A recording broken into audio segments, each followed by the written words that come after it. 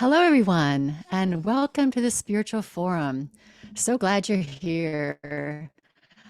I just want to remind you that I'd love to have you leave a good rating and review on the Spiritual Forum podcast at Apple Podcasts or wherever you listen. That'd be very, very helpful.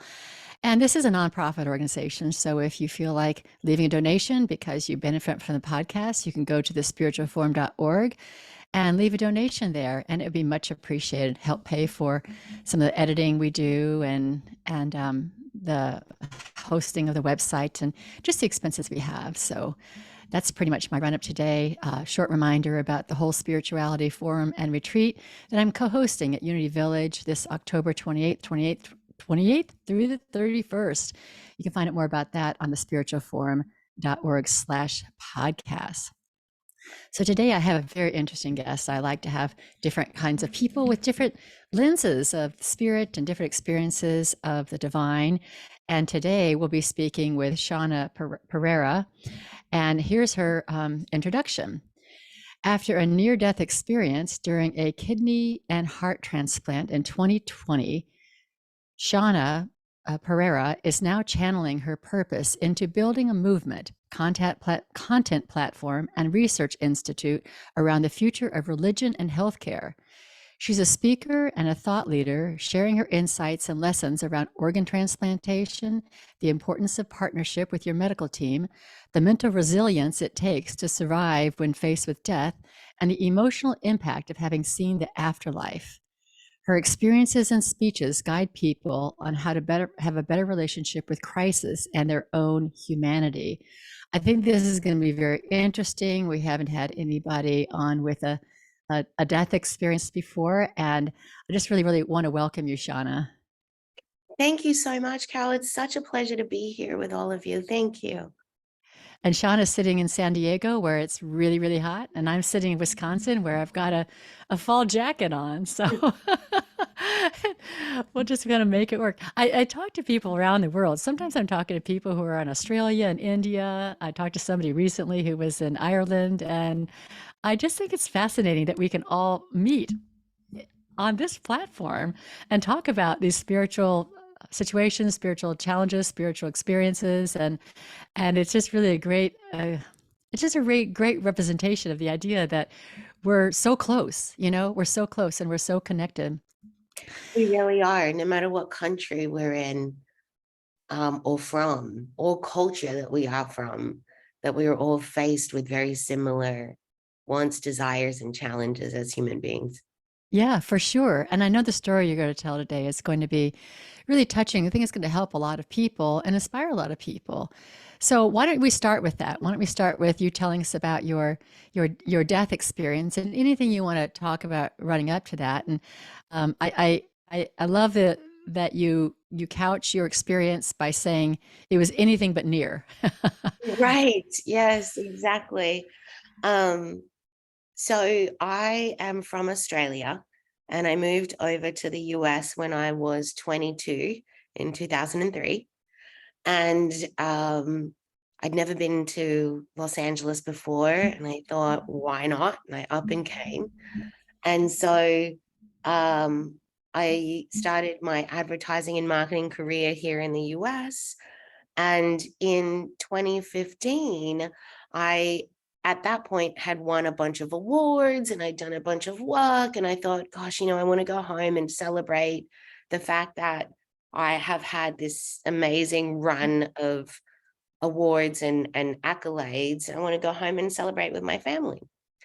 And so I went home for Christmas 2015 and Christmas Eve 2015 in my hometown, in the hospital in which I was born in, my kidneys failed.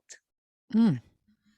And that was the first time that I had my out-of-body experience, where people have asked me, where did I have that and did I have one? It was actually Christmas Eve 2015, where I remember sitting in hospital and I thought, I moved away from home at 22. I moved to a completely different country, started completely over with new friends, new job, new everything. I didn't know anybody. I had never even been to the US. and I'd struggled through and built myself up. And now I was going to come all the way back to my hometown and die right where I started. And I thought, this is unbelievable. Like, this can't happen like this. And that's where I saw myself out of my body. I had this flash of myself out of my body and hearing how I would talk to myself. It was like my Mm. internal dialogue was on loudspeaker. And it was, I'm really hungry. Well, I don't have to eat right now. I've got a meeting. Let me just finish the meeting and then I'll grab something to eat. But then I've got another meeting straight after. If I can just get through the next 2 meetings, then I'll have a proper sit down lunch and eat later. Or it was, I'm really thirsty. I haven't had water for a minute, but give me a few and let me just take these 7 phone calls. And at the end of those phone calls, then I'll take a walk and then I'll go. And I could hear how I would consistently put my well-being after whatever I had to get done that day. And so that Christmas Eve 2015 was very significant for me because I had to come back to the US and figure out how I was now going to heal from kidney failure. And it came out of nowhere. And so that trip back was really profound in giving me a completely different relationship to my body, my internal dialogue, and how I was going to deal with this challenge that had just seemingly come out of absolutely nowhere. Through that time period, one of the first calls I made was to the head of the National Kidney Foundation, because it just so happened that 2 years before, I had taught a college class where we helped 6 nonprofits, and the projects for the class was helping the nonprofits, where one of them just happened to be the National Kidney Foundation. Mm. And Coincidence. right, coincidence or not. And so she was my first phone call, this lady named Pierre, and I said, I just don't know what to do. And she said, no problem. Let me introduce you to nephrologists that are on our board that are vetted and that are amazing. And that's where I started to find doctors that I really had a connection with. And for me, the connection had to be more than just that they were masters in their practice, that they actually were connected. In my terms back then, it was an energy, like they were connected to me in a way that felt like they cared more than the average. Interesting. Yeah. And at the time I didn't have a primary care physician. I hadn't been to the doctor in years. So I really had to start from scratch. Through that process, I met a doctor named Dr. Rami Hanna, and he became my saving grace. He became my advocate, my person. He explained everything there was to explain. I went on dialysis, and I was on dialysis for 4 years. And in the meantime, also looking for a living kidney donor. Now, I had not even borrowed money from anyone before, let alone an organ. So I was like completely lost. I had no clue what I was going to do. I grew up in a Catholic family. My aunt is a Catholic nun. At 8 years old, I refused to do my first communion, which wasn't even a question in my family. That was just to be done. But even as a little kid, I'd refuse to do my communion. No, I'm not doing it. I have to, I've got to discover this for myself, even at that young of an age. And so that's where I started to ask the question of myself. And I always believed in God. And I was very spiritual in the sense of knowing that there is a creator, there's universe, there's whatever we want to call it. I always knew there's something bigger than us, that we have faith in something bigger. But what my definition was, I wasn't sure. And that's where I was going through my process, because at this point I thought, why is this happening to me? I don't understand. I'm a good person. I do everything well. I do, I try my best. I do all the things. I stick to all the proper rules, and I pay my speeding tickets and all of the things. You're really good. I do all the good things. I park in the right places. That's what was going through my head, was like, why is this happening? So it was October 2018 when I got a phone call, and it was from a lady who had seen my story through a friend of mine. And she said, the minute I saw your face, I felt a message from God that I was to give you my kidney. Now Wow. imagine, I just got this phone call out of the blue. Yeah. On a random afternoon, she calls and just says that. And I thought, what? Like, there are people like this in the world. This is amazing. And she said, I want to get tested to see if I'm a match, and I would like to give you my kidney. So we went through the process, which took much longer than expected. We had all different hurdles of getting tested. It normally takes around 6 months. Hers took close to 2 years. Oh, wow. COVID interjected in between, where I don't know if you remember the early period of COVID, where all of the labs were shut down to any additional testing. It was all just COVID testing because they were swamped. And then on top of that, kidney transplants became are elective. They're an elective surgery. So they were all on hold. So her process took much longer. And then August 2020, she finally got approved. And they said to me, you now just need 2 tests. We need a CT scan, and we need a stress test for your heart to clear you. Then we can schedule surgery. When they did the 2 tests, I got a phone call. And first the doctor said, it looks like we found a cyst on your kidney, and there's 70% chance that it is cancerous. And I thought, after all of this time of her getting tested and all of the delays, now they've found a cyst on my kidney that then says this could be cancer. And it's the same kidney they've been looking at for 5 years. I thought, I'm going to die.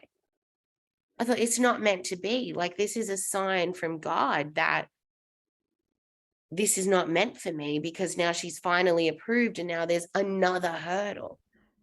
So, Shana, I want to pause for just a minute, because you've said a lot in this before we go into the rest of your story, Please. because there's a lot of things I just want to kind of highlight from a spiritual standpoint. First of all the serendipity is interesting. The the the kind of people showing up at the right time out of nowhere, and I think that's just something to really note, that this is the way spirit works, God works, the universe works. When we're open, I think sometimes we just miss it. But in your case, you got phone calls, you got connected to doctors who you felt this connection with, like they were like your soul people or something. It sounds like that there was something beyond just like a regular patient doctor relationship. Like, these are the people you agreed to be with in this lifetime at this time. That's what it seems like. Yes. But I want to go back further about when you had the kidney failure, and I think you said you were in the hospital and you were hearing how you were talking to yourself. Yeah. I want to pause and talk and highlight that a little bit, because we do always hear how we're talking to ourselves, but it sounds like, like I can hear my inner voice. You should do this, you should do that, whatever it is, or that's done, whatever it is, my inner voice. But it sounds like you were like a real observer, like really observing the voice and you, like, and you could see the voice speaking and you could see you responding. Is that correct? Yes. That's exactly what it was like. And I'm one that is very attuned to my inner thoughts and my inner voice, this was one of those areas where it was conversation that was seemingly unimportant. Okay. You know, get up in the morning and it's Yeah, like, just "Well, should I chatting. do this or that Yeah. first? Oh, I'm gonna do that, and I'm gonna," like, you're just rattling through what you're gonna do. Yeah. And so different to in a dialogue when I'm like, "Don't speak negatively to myself," or Okay. that is really attuned. It was the small chatter that was All right. seemingly nothing that then came to light. That was, how often do we take a phone call when really we're hungry? Yeah. Yeah. How often do we just put something off because it doesn't feel like a big deal? It's like, okay, if I eat at 12 or 2, it's fine. I'll make it through. I'm not gonna die. It was that mindless chatter of just making small decisions through the day Okay, got it. So the that small came to decisions my through the life. day that highlighted to you that you don't put yourself first, that you would let all these things that you had. I had somebody on recently that talked about the hamster wheel. Like, we're on this hamster wheel. We got to do, we got to do, we got to do, we got to get this done. And it's such a trap, but we get into it. Like, I'll take care of that later. First, I've got to do this. Yeah. And then somehow we feel like this is a good thing for us because we're achieving or we're accomplishing something or we're doing something for somebody. And but all along we're like, not taking care of ourselves. And that's our divine body, that's our divine self. We were each given a body. And why we don't take care of it, like, first. We've been trained, I think, culture, like, oh, it'll be fine, or it can keep going, or somebody else is more important. So I think this is a really interesting thing that this happened to you at that time, to Mhm. show you that so did you at that time change to I'm a priority, or is that just something that's still in the back of your mind, this experience? No, I was forced, Okay. because if anyone's ever been on dialysis, you have to be where you have to be at that particular Yeah. point in Yeah. time. It's not Yeah. optional. Yeah. Or you die, like, Yeah. Yeah. it's a one-day thing. It's not even, you can't skip it, you can't delay it, there's nothing about it that can happen. Okay, so So, this experience put you in that situation where you had to take care of yourself. yeah, Like, okay, like, I haven't been taking care of myself all this time. Now I have to take care of myself. yeah, and it's Yeah. different. I even wouldn't characterize it as taking care of myself, because I find that through this experience, what I've noticed is people, if you ask them, "Do you take care of yourself?" They go, "Yeah, I do." Like, I do take care of myself. I do. But we don't realize the small decisions. Yes. We do take care of ourselves. We think we're taking care of ourselves, but we don't realize the micro decisions. And the distinction that I've made about it is like when you have a toddler. The toddler needs to eat in that moment in time, not in 30 minutes, not in 2 hours. Try and tell a toddler that they can't have something for an hour. Your life will be hell for that hour, right? Like, That's right. like nothing is happening. You could be in a movie theater in the most inopportune moment, but if they need to go to the bathroom, they need to go to the bathroom in that moment in time. We don't treat ourselves like that. Right. Our inner toddler is kind of screaming, but we put him away or her away somewhere and just Yeah, say, "Yeah, sit in the corner." Yeah. because we learn a level of tolerance Yeah. that makes it bearable. And that's the part that is revolutionary in my mind about what changed for me in that moment. Because all of these things are tolerable, Yes. right? Like none of them, the doctor asked me, "Were you tired?" And I'm like, "I'm in advertising. I'm always tired." And it was like, "Does your back hurt?" "Yeah, I'm in advertising. My back always hurts." Like, and I'd be Yeah, like, looking at the doctor, like, "What are you talking what about?" kind of Like, "What?" question is that? Of course I'm in Right. pain. Like, of course, we are on laptops all day. Yes. The answer is yes.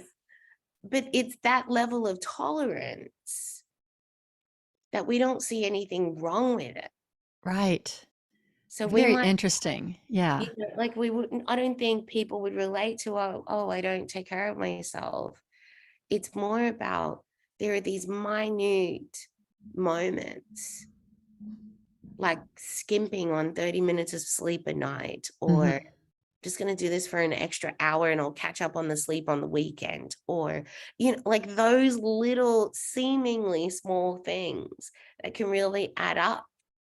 And that's what I heard in that voice. Okay.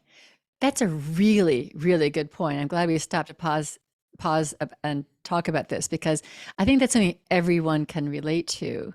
And if we don't heed that lesson, or this what we're pointing out here, then we may bring to ourselves circumstances where we absolutely have to take care of ourselves in those momentary small fractions of time. And it is interesting what we tolerate. It really is. I Mhm. mean, it just, you say, of course, of course, my back hurts. Why wouldn't it hurt? I mean, it's just part of life. And it's not part of it is No, part of life, but it's not necessary. It's not necessary at all. exactly, Yeah. exactly. um and the discovery for me was a newfound level of relaxation. Like, what is the definition of relaxed? um what You is the found that you definition found that in that experience, or you found that in this whole experience? throughout the whole experience? Okay. Okay. All right. The other thing I wanted to highlight was you're asking, why is this happening? Mhm. Because that is such a human thing that we do. And we, when it's a funny thing that we think that life, if we do everything right, life should work out Right. okay. Like, it just, life should be good, life should be happy, life should be joyful, and all that's true. But life is also, unbearably difficult sometimes, and challenging, and it hurts, and there's pain, and there's suffering, there's trauma, and there's good, and there's joy, and there's peace, and there's All of it. angst, there's all Mhm. of it, there's all of it. And we never question, why is all this, what we do sometimes, why is this good happening if we don't think we deserve it? But just a basic joyful day, we never question, why is this day so good? We just go, this is the way life should be. But when we get in this challenging situation, it's so natural. And there's biblical characters that do this all the time. Why me, God? Why me, God? Why is this happening to me? I've been your faithful servant. So let's keep talking, because I think we're going to learn about what you learned through this whole experience. I think we left off where you found or the doctor found a tumor on your kidney. Yeah, so they found a cyst and said it had 70% chance of being cancerous. And at that point, I thought, I'm going to die. At that point, I thought, this is a never ending experience, because I was so excited that she finally got approved. We were so close, and I was done. I was tired. I was done. I was like, it's just like there's all these steps that I would have to take and all these things. And I just thought, that's it. I'm not meant to be here. This is a sign from God, universe, whatever we want to call it, that I'm not meant to be here. It's not meant to work out. Because of all the serendipities too. I'm a very big believer in the signs. I'm one that looks for them. And I thought, this is it. Like, this has to be a sign that says no. And then 2 days later, I got a phone call from my cardiologist. Amazing, amazing man. Again, one of those soulful connections. And he said, Shana, forget about your kidney. Your heart's at 15%. And I thought, this truly is it. I already thought I was going to die. And now here's another sign on Yeah. top of that one, that Yeah. I really thought, like, I'm really done. I'm really done. And I happened to be in the car on a Friday when he called. And the doctors are at Cedars-Sinai up in Beverly Hills, which is 2 hours away from me. And he said, "Where are you?" And I said, "Well, I just was going to get an iced tea." And he said, "Okay, we'll get the iced tea and then drive to my office. Don't go home. Don't stop anywhere.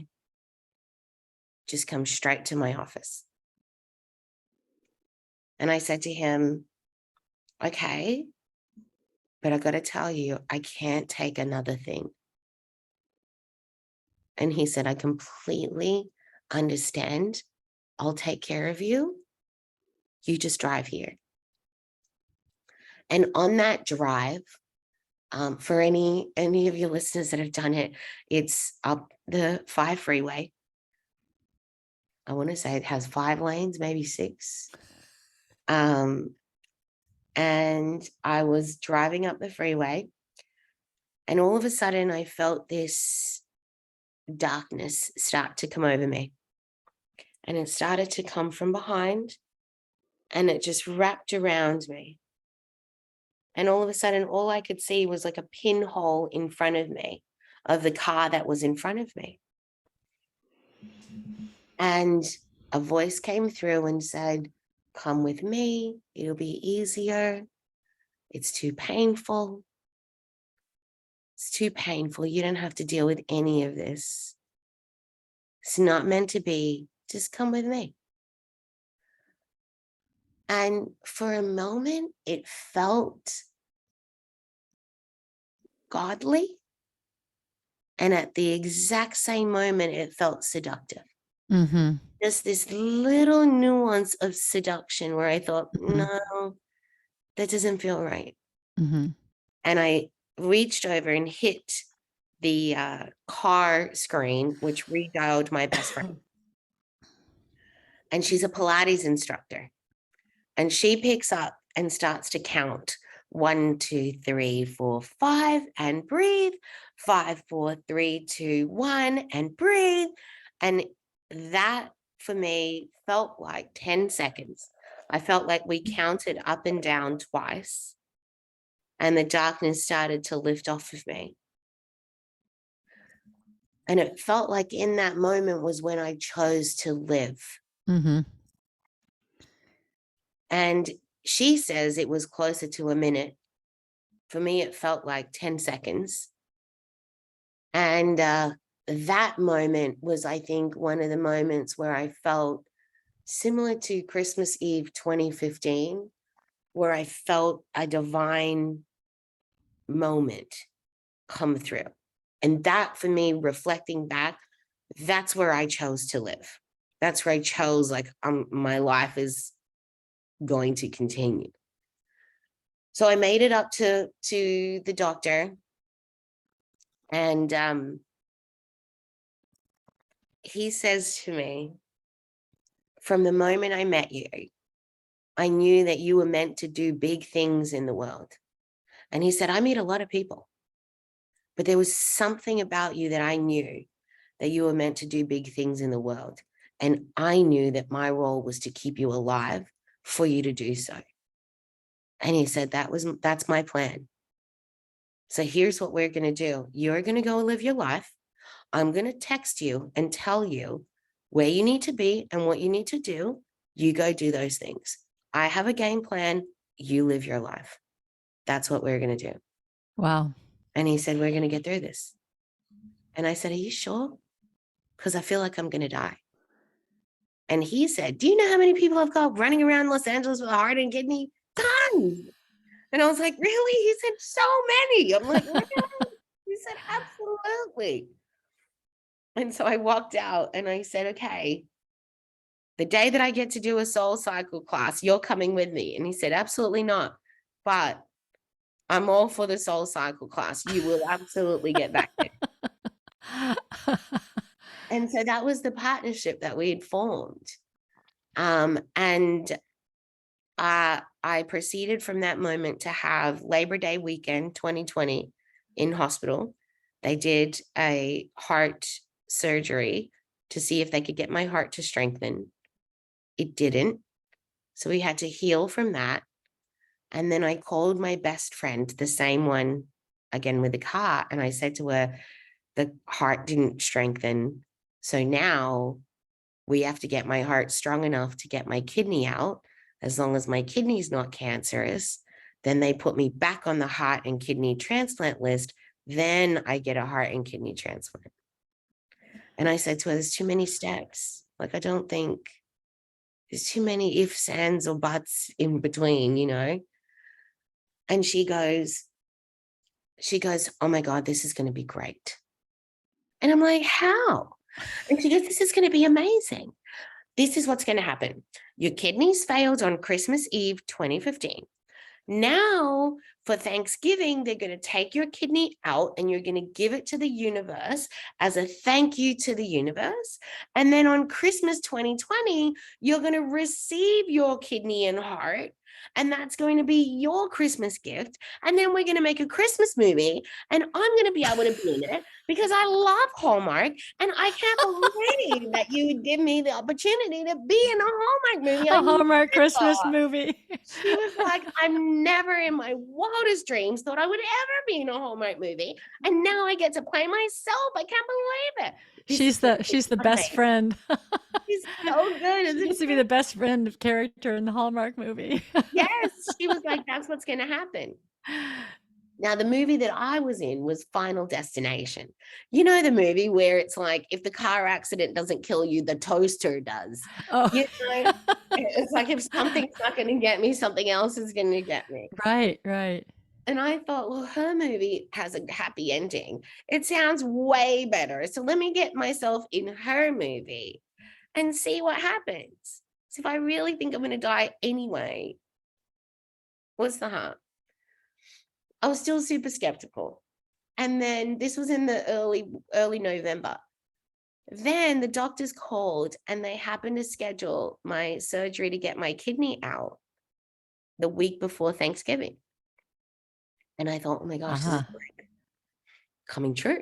The Right. movie Here in is the being movie. played out, right? And so I called the doctor, the cardiologist, and I said to him, listen, we're making a Christmas movie, so we need to hurry this whole thing up. And he said, it doesn't really work like that, but there's a list of things that you have to do. And, you know, it's up to you to do them as fast as you can do them. You got to get clearances and all these things. So, you know, I'll give you the list and you go do it. So that was Thanksgiving. I started to heal from the Thanksgiving surgery. The kidney didn't have cancer. So that was like, okay, we're now got a little bit of positive steam, a little bit of positive momentum. And then December 22nd, they admitted me into Cedars-Sinai. And I had one more test to do and then a pulmonary clearance to get back on the list. And so the test was to figure out what level I would be placed on the heart and kidney transplant list. And at this point, I'd gotten all of my clearances done. That was a whole thing because normally those clearances take 3 to 6 months. But I called every different doctor that I could think of. I looked at different appointments. We reshuffled, you know, my schedule. I have an executive assistant who helped me like figure out my schedule and who was going to go where and try and get all of these clearances done. I had to find a dentist and a mammogram and, you know, all of these clearances. Again, lots of serendipity because it was right before the holiday period and most of those specialists were already closing down. Yeah. And so it would be things like someone would cancel and they'd say, oh, we just had a spot open randomly. And so, you know, all of these things sort of lined up. It felt like it was really like magic. A lot of work went into it, obviously. And this is something that, again, it's something people have asked me where I felt like I was in partnership with my higher power. It wasn't just me praying and hoping for the best. I'd put a bunch of work in. If one doctor said no, I'd call another one, or I'd explore this, or I was Googling this and I was researching. I was trying to find like who was closest. And, there was action happening. Yeah, as you were speaking, I kind of got that idea. It's not like this divine hand was just guiding you everywhere. You were still really working, working and doing all you, but there was a divine hand guiding in some ways to kind of like, part the seas over here, create an opening over here. But if you weren't there already, you would have missed it, Exactly. So yeah, you have to be doing all that work. Exactly. At the same time, my aunt, being a Catholic nun, I called her and I said, I really think I'm going to die. And I'm scared. I'm really scared. And she said, yeah, you might. And I said, well, what kind of a Catholic nun are you? You're supposed to help people. It's true. Right. She said, this is very serious. You might die. But either way, you're taken care of. So the real question is, what are you going to do with the time that you have here on earth? Exactly. Whether that's 10 days, 10 weeks, 10 months, 10 years, 10 decades. Exactly. Yeah. And that's a question for everyone. I mean, it was very clear for you, but it's a question for everyone. And the message that, yeah, you might die, that's a fine message. That's all of our messages. We're all good. Right. I mean, no one's done it yet. We're all going to die. We don't know if it's tomorrow. We don't know if it's 10 years from now or 50 years from now. But yeah, what are we going to do today? Exactly. So when they put me in hospital on December 22nd, I felt like I'd done everything humanly possible. Uh-huh. I thought, like if I die now, I'm going to die satisfied because I've done everything. Yeah. I went above and beyond. I did almost the impossible, and even just getting the clearances. And it was based off of sweat equity. Like I really went at it with a 15% heart function. And I still was going to appointments and climbing upstairs and, getting to where I had to go, exhausted, but forcing myself through that. So I really felt like if whatever happens at this point, I've done everything I can do. um, December 22nd, they did the procedure, and the doctor said we need to do a couple more things. And he said, it's not going to be Christmas, because even us putting you on the list today, it's still going to be 6 to 8 weeks at minimum. And he said, but you can still make the movie. You can just make it based loosely on facts. It's like around Christmas. And I said, Keep no the one's going to watch. decorations up. Right. He goes, I said, no one's going to watch a Hallmark movie, then find out it happened in February. Like, that doesn't work, Like, that's not a movie. Like, it has to happen in real time if we're going to make it a Christmas movie. And so that was our banter. And I honestly think he was just entertaining me to give me something to be excited about, like to give me something to just be hopeful for. And what was great about him is every day that I spent in hospital, he would come and visit and check on me. And we'd have conversations about the connection between your emotional, your mental, your spiritual strength and your healing. And those that actually have better chances of recovery when they have a strong support system, including their faith. And, we would talk Mhm. about it. Cedar Sinai is based off of a religious hospital, all religions, but it's got a spiritual essence. It's in a hospital where the chaplain does Reiki, like it's very Oh, progressive nice. from that standpoint. And the Star of David is on the building. And, they're very much about all belief systems. And so we would have really great conversation about the connection of your physical, your mental, your emotional health, and all of it needing to be, completely cared for.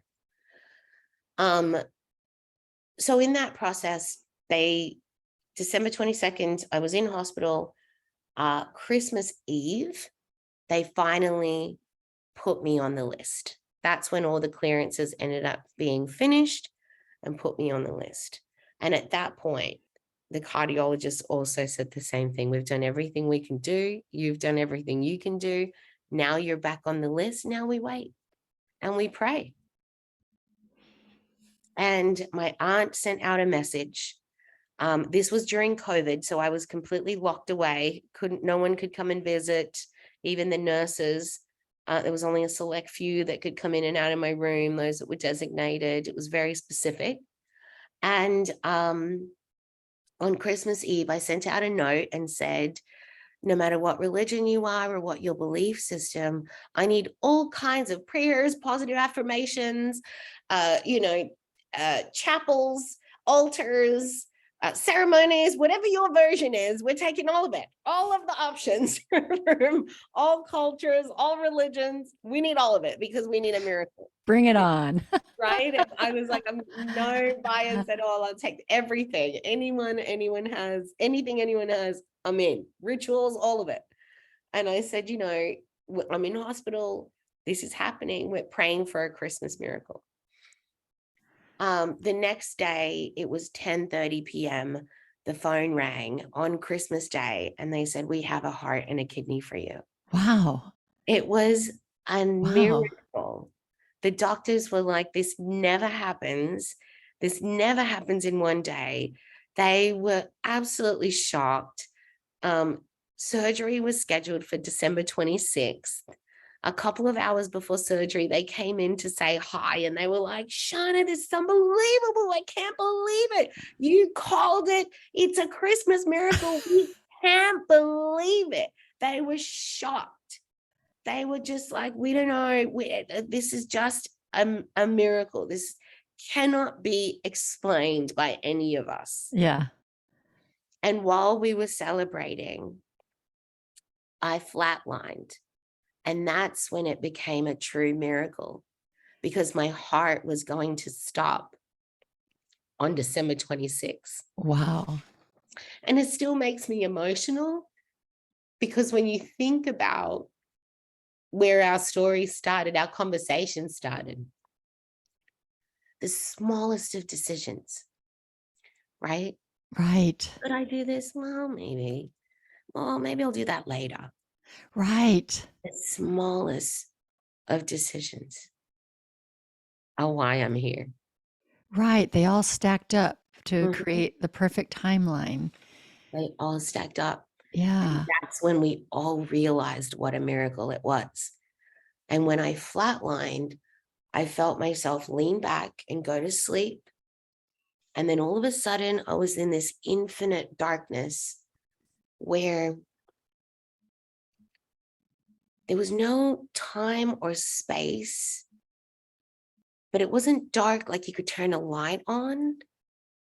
It was kind of like out of space, like the galaxy dark. It was like a weird, empty, but not empty, dark, but not dark. It was kind of like and I couldn't see anything. I was looking around, kind of confused. And then I thought, oh, and as soon as I thought, oh, the scene switched. And I'm standing in a hallway, and I'm looking down a hallway, kind of leaning in. And there was God and Jesus and a light behind them. And I just knew where I was. Something was so familiar. I just knew where I was. And Jesus was a man in the sense that I could see all his features. I could pick him out of a crowd now. And God was this Wow. dark shadow. It was like he looked like an ancient man in a shadow. But I couldn't tell any features, or I couldn't tell anything like that.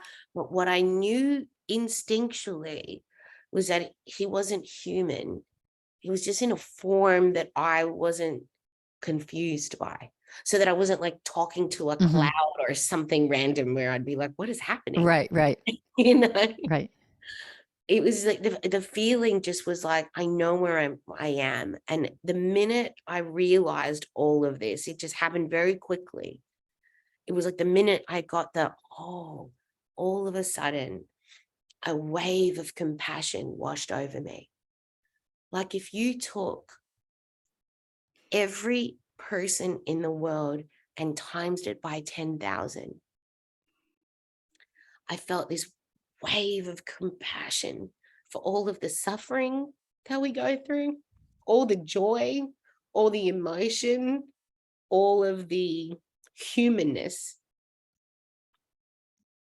all of the humanness, a deep sense of grace for all of it. And I looked up and Jesus looked at me and went like this, did a little nod towards God. And I thought, okay, this is my moment. And then he spoke to me. And God said, you are to start a church with your best friend, all denomination, not with the intention to convert, but to demonstrate that we are all united simply because we are religious. I never intended religion to divide, only to unite. And I said, okay. And then I came back through the infinite darkness, and all of a sudden I was asleep and someone was trying to wake me up. And I thought, who Wow. is trying to wake me up? Like, what do they want? And it was the nurse doing CPR. She was doing chest compressions. Oh my goodness. Yeah. And I opened my eyes and I could feel like my whole body. And I said, Margaret, I'd met her earlier that day. And I said, Margaret, relax. And I moved her off of me and I sat back up and I said, guys, relax. I just took a little nap. Where were we? And the doctors to this day say they have never seen someone sit up from flatlining for 2 minutes and know where they are, know what was happening, talk normally, understand everything that was going on. They said normally the person is drooling, out of it, discombobulated, doesn't have the strength to sit up because you've just been, pounded for 2 minutes on your chest, doesn't have the strength to do any of that. They were in absolute disbelief. Well, Absolute. not those other people didn't meet God and Jesus and be given Right. given something to go do. Right. They were in absolute disbelief. And it was like a pin drop. And all you could hear was the surgeon say, take her to the OR right now. And all of a sudden the bed started to move. Everyone started to run and they were racing me down the hallway to the OR. In the OR, I remember feeling everything like that was starting to, poke and prod and do what they do. And I grabbed the anesthesiologist's hand and I said to him, Kaveh, you've got me, right? And he said, 1,000% I've got you. I'll see you in a minute. And that's when I blinked and I woke up with a heart and kidney. Wow. And they still can't explain it, of just the sequence of events and the strength it would have taken me to just sit up and be there. That is That so interesting. yeah, The whole it's story is so interesting. it's So, I mean, I think that, going back to when you were in the car and you felt that or saw that dark energy or whatever it was that was around you, that had to be, was that very different from the darkness that you felt in the space and also the kind of the cloud appearance of God that you saw? it was different, but it wasn't very different. Okay.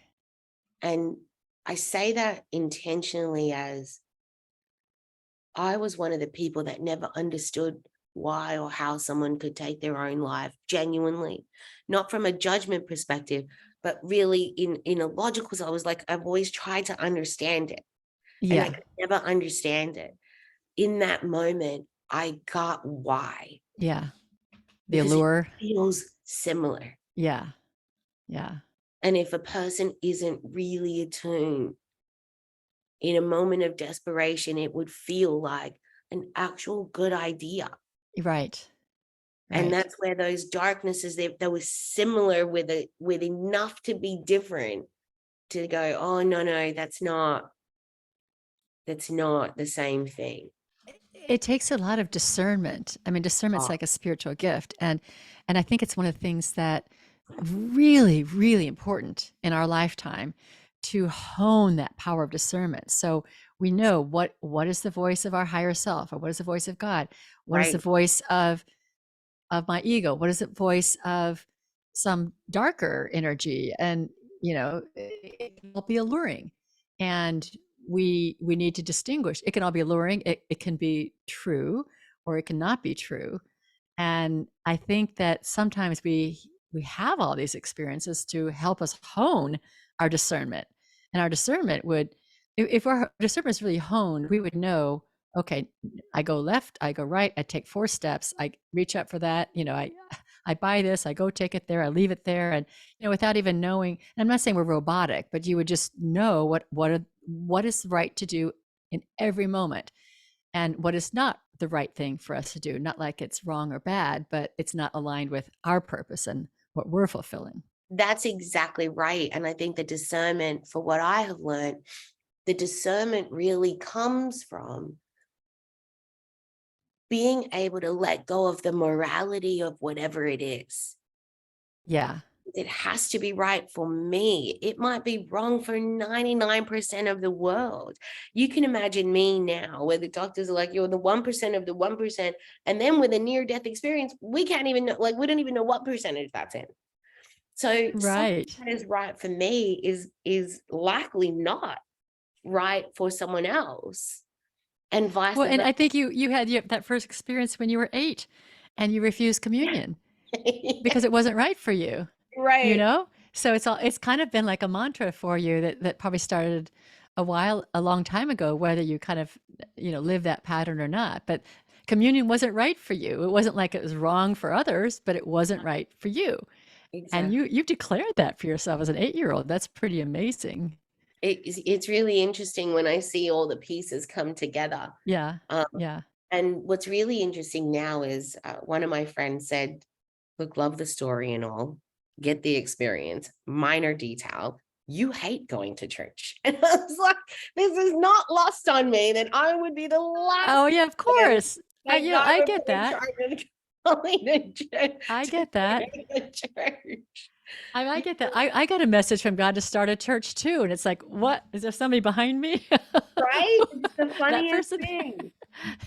Exactly right. It was like minor detail. And then the other thing that has come, the other thing that has come from this is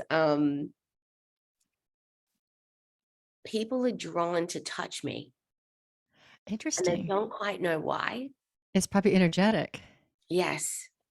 And I'm a germaphobe of the nth degree. And I'm Ah, you can better like, get this used is to it. very funny. This is very funny. But people say that they feel healing when they touch me, or that when I reach out to them, if it's like shaking a hand, or especially when they touch my chest. I've had a couple of people that have said they felt divinity come through for them.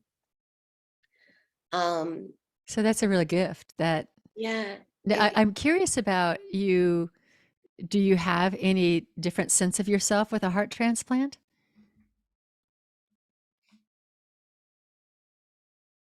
I have, I would say I have a more sense of everything. We say so often, listen to your heart. What does that Mhm. mean? Mhm. Now, for me, that's quite physical. If I'm somewhere and my heart starts to beat fast, I'm like, I'm not supposed to be here. If I Mhm. if there's something that makes me anxious, I can feel it almost immediately. It's the tolerance levels. I could Mhm. feel it almost immediately, where before it may have taken it to get 3 times worse for me to go, wait a minute. Okay, so there's a real sensitivity to the Real heart. Yeah. sensitivity. And then there's a special relationship that I have with it, that it is my heart. I have no I have there was nothing around it that it was anyone else's. The minute that I woke up, I knew this was my heart and my kidney. Okay. At the same time, I honor it like it's someone else's. But again, it's almost like that out of body experience. It's like I can see myself now with myself, like my body feels like a different person, where I treat it as a different person. I treat it like a toddler. Like, if I have a bunch of meetings, I'll eat in the meeting. I would never have done that. 3 years ago, Mhm. 5 years Mhm. ago, because it wasn't Mhm. PC, not the right thing to do. Mhm. Now it's like I don't really care. It has to work for me. So it has been more of the changes on a minor level in that respect, but the sensitivity around its partnership with me in where am I supposed to be? What am I supposed to be doing? How do I listen to my heart? It plays a huge role inside of it. And I can feel it. I can feel my chest tighten at different moments where I'm like, no. And it might not make sense why I'm a no, but I'm a no. And it's so interesting. So your body's speaking to you. Our body speaks to us, and we just ignore it so much. And Yes, so we just ignore it. And like I mean, there's times I feel my heart. It's like, why is that? Why am I feeling my heart now? and right. it's something to pay attention to. Do you know anything about the donor? She was 29 Okay. and she died on Christmas Day. Wow. Yeah, which is, I can't even imagine what that's like for her family every Yeah. year. Yeah. And do you have any connection with the family or anything like that? I don't. It's one of those things where I don't know what I would say that would even do it justice, Yeah. but rather what I would do with my life. Yeah. Um, and I'm sure the time will come where that door opens and that it feels like the right moment. But for right now, I still have a lot of survivor's guilt at times. I understand. Um, and this is the part of organ transplants that I don't think that people really talk about enough. Um, and I think the heart is special, like it's such a special organ. It is. Yeah. When you And think about it, it keeps you alive, like this right. little thing. It's pushing the life force through every aspect of your body and Exactly. moving that life force, the blood through your body. It is so amazing. And there's an intelligence in the heart. And they say the heart is more is the center of intelligence. We think it's the brain, but the heart is the center of intelligence. Um, Exactly right. yeah. So yeah, I'm sure the moment will come where there is an opportunity for us to meet in person, etc. I think for me, I'm very action orientated. And so for me, versus the words that would come out of my mouth to say how grateful I am, Hmm. it's what am I actually doing with this life now that she's given me a second Right. opportunity? I completely get that. You're honoring her by being fully alive and fulfilling the purpose that you have very clear purpose now. I mean, a lot of people spend a lifetime figuring out what's my purpose. You're like, I know, God told me. It's Right? pretty clear. But I don't know I'm how I feel guessing, about it, but yeah, I you got to do what you got to do. I've been given a couple God jobs that are like I say, are you sure? And I mean, in the Bible, Moses was the same way. God gave him this huge job to go, free the Hebrew people from Egypt, and he's like, "What, me? I can't even put words together." So right. it is in the Bible, whether you believe that literally or figuratively, but in the Bible, over and over again, God picks people who are consider themselves unworthy or not a good match. It's like that's not me. Yes. But then you're given all of the tools, and you're given all of the tools, and you have all of the tools to fulfill what you've been given to do, and I'm sure that you will fulfill this.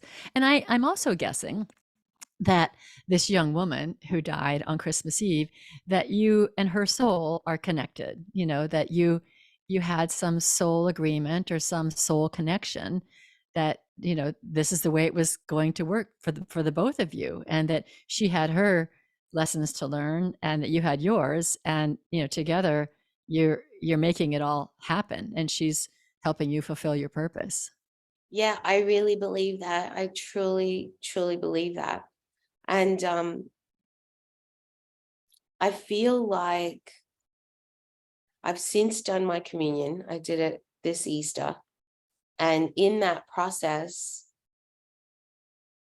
I feel like there is something for me to,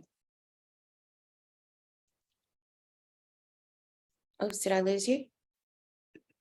Yeah, I got lost a little bit, but go ahead. I think you started with I can't remember what you said. I sensed on No, you're something. totally fine. Um, I think there's something for me now where there are ancient rituals that are really speaking to me from all different religions. And of course, when I looked back at my life, when I was 15, I did religious class in high school where I learned about 10 different religions. I Yeah. know about Kabbalah. I studied Kabbalah for 3 years.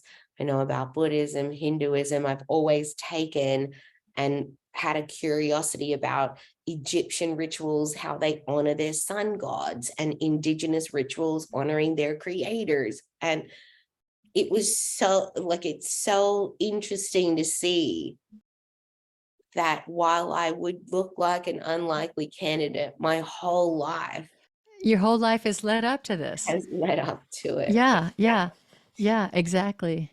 And so I've since done my communion, and I Oh, really learned a lot of different pieces in amongst it about even the journey of Jesus. And it's funny, I read the Bible from the standpoint of history.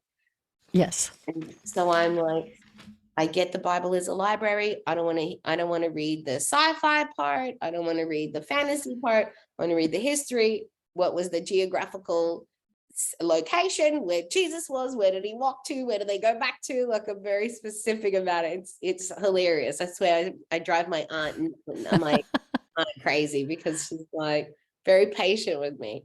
But even in understanding that and how we can each translate the journey in which we go to discover our own discernment within ourselves, to know who are we listening to, because I feel like we're at a time in life at the moment, especially where culture is so strong and it's so in your face and it's so subconscious, that your discernment has to be even over and above and stronger in a way that allows you to really be able to say, I understand that this might be what 99.5% of the world thinks is correct.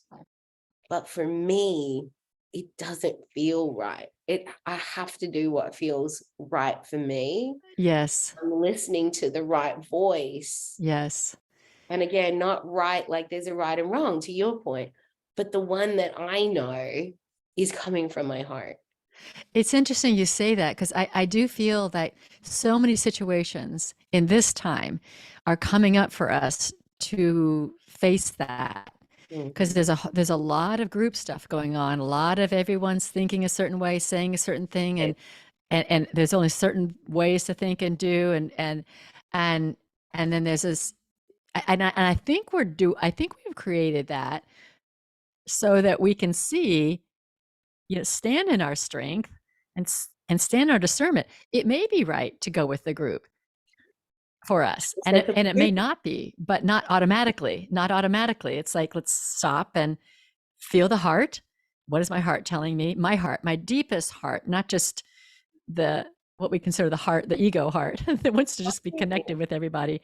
Yeah, we really, I feel like we're in very extreme times socially, and it's allowing us to see clearly that we have to hone our discernment. exactly right. And it's hard because it's noisy. It's very noisy, very noisy. Yeah. Yeah. And So, that's one of Shana, the go biggest things ahead. I've learned. Sorry, I was just gonna say that's one of the biggest things I've learned is to Yeah. take pause. Yeah. Yeah. All I was going to say is I want to wrap up, but I want to give you the last words. What is your, well, you've spoken a lot, so you don't have to say more, but what is your message? You're going to create this church or gathering place for people of all religions that don't divide themselves.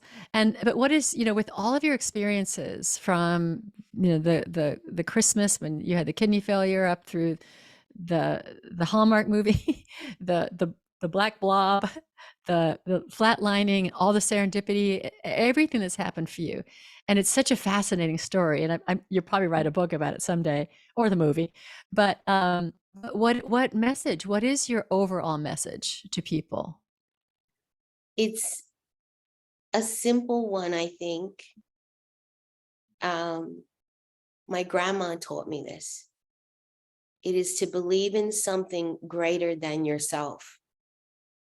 And that's not new. We've heard it. Hmm. But for me, what that means is you will go through circumstances where your own two hands are not enough.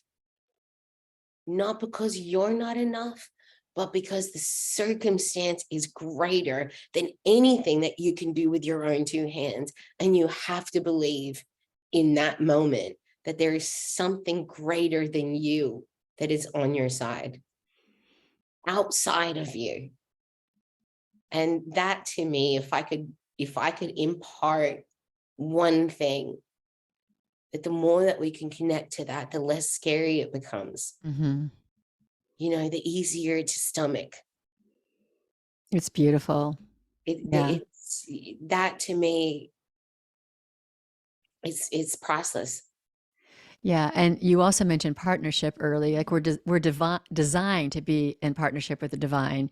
We're designed to um, n- not just know there's a greater power, but be in action with it. And yeah, and we don't have to get in dire circumstances to realize that. We could just live this in our daily lives.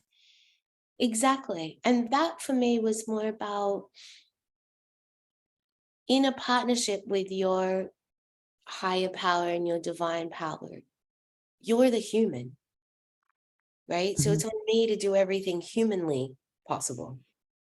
And then let the Yeah. divine do the divine stuff that I can't do. And the divine also cannot pick up a phone and call Right. somebody, right? Like that. If you get the vibe in you, Yeah, you've got the hands and feet. all this, you've got to call them. You have to take the action. But yes, that partnership, and that's a really great point in learning how to partner with it at all times. It really, just those two things. I think, what I got is, whenever life starts to feel hectic for me, or it feels like, something's not quite clicking, I stop myself and I look at, where is my connection with God, and where is my connection with my body? And that's Beautiful. my job. My relationship with my higher power, and then my relationship with my body, and everything else tends to work itself out. Oh, that's great. I'm so glad to have met you and had this conversation. And I think you've blessed the listeners so much. And I mean, I think your message is, like you say, it's not new, but it's profound, and it's something that it's not in the head. It's in our bodies. It's in our hearts. And I just think that this message that you have, and your church, and everything that you're going to fulfill, is just an amazing gift to the world. And I agree with your surgeon that you came here for a big reason, and really grateful for all of the hands and hearts that help you along your way. Thank you so much, Carol. This has been really fantastic. Thank you. Yeah, it really has. So I wish you the best. And thank you, everybody, for listening. I now close the Spiritual Forum.